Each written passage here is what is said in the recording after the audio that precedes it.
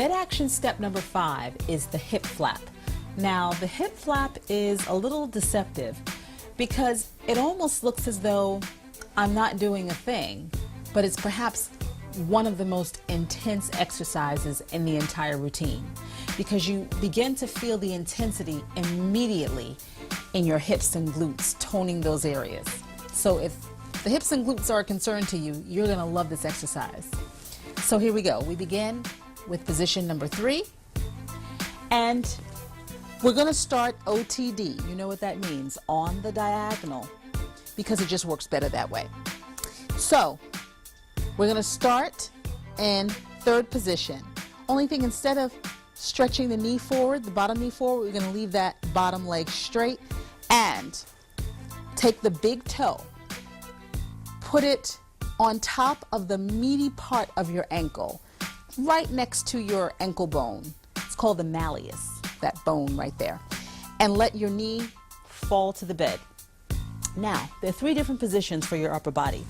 You could either relax, lie down and do this step, or you can rest your head in your hand, or you can prop yourself up on your forearm and your elbow.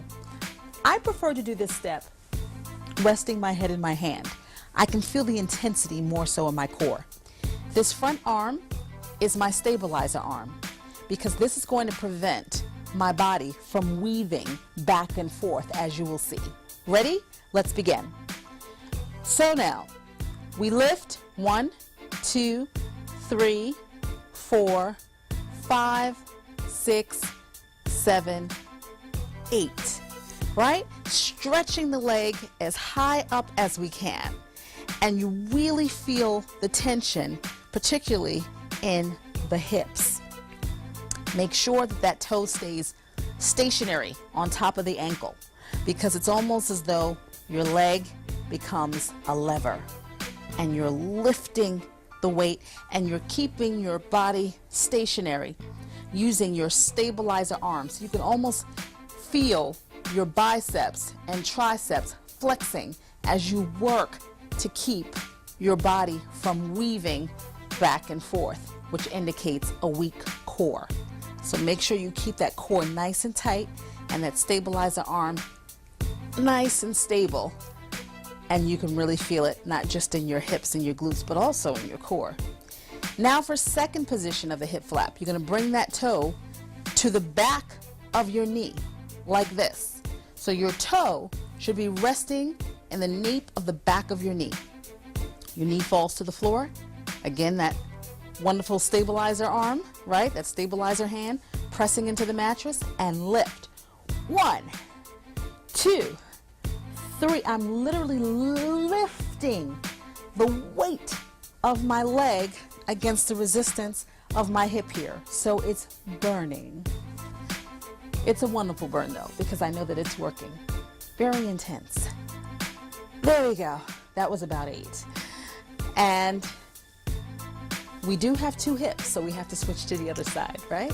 Here we go. Bend the knees back, turn over on the stomach, and now we are in the opposite diagonal of the bed, resting head in hands, bringing the toe on top of the ankle, letting the knee fall.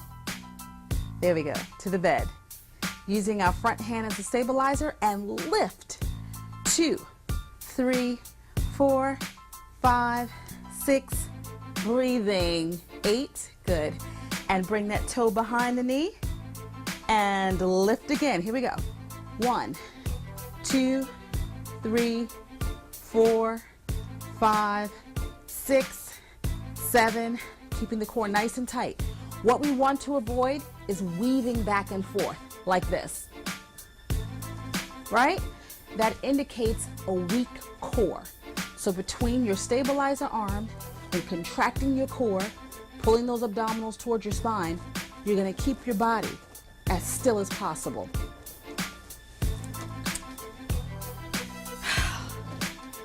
And that's the hip flap.